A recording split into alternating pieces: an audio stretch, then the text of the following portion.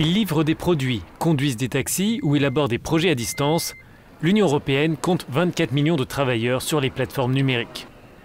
Mais ils sont souvent sous-payés, ne disposent pas d'une véritable protection sociale et sont employés comme une force de travail offerte aux entreprises.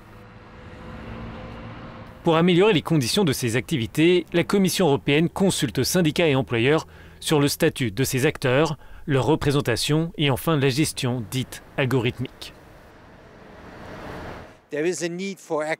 Il y a besoin d'agir car c'est un pan important de notre économie, un pan croissant de notre économie.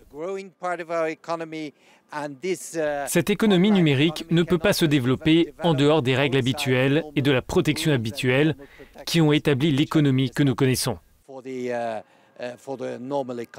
C'est une question difficile car il faut trouver le bon équilibre entre la flexibilité de ce type de modèle économique et la protection adéquate des personnes qui travaillent dans ce secteur et qui ont droit à cette protection.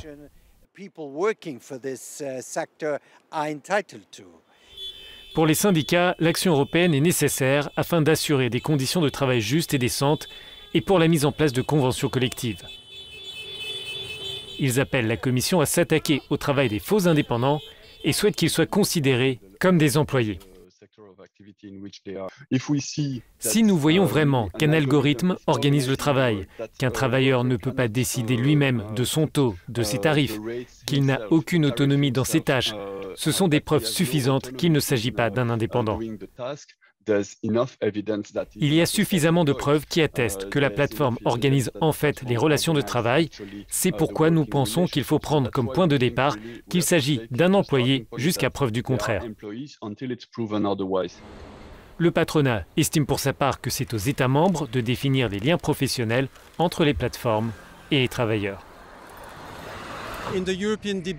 Dans le débat européen, il faut faire attention de ne pas empiéter sur un point où les États membres sont mieux placés pour agir. Les réalités sont différentes à travers l'Europe. Vous avez des pays avec une approche très binaire de l'emploi salarié et des indépendants, une approche définie par l'État membre. Mais il y a aussi des cas de catégories intermédiaires dans plusieurs pays et donc il faut respecter cette diversité de solutions dans les États membres. L'économie des plateformes numériques a presque quintuplé au cours des 5 dernières années. Elle est estimée aujourd'hui à 14 milliards d'euros. Si les partenaires sociaux ne parviennent pas à s'entendre, la Commission présentera d'ici la fin de l'année ses propositions.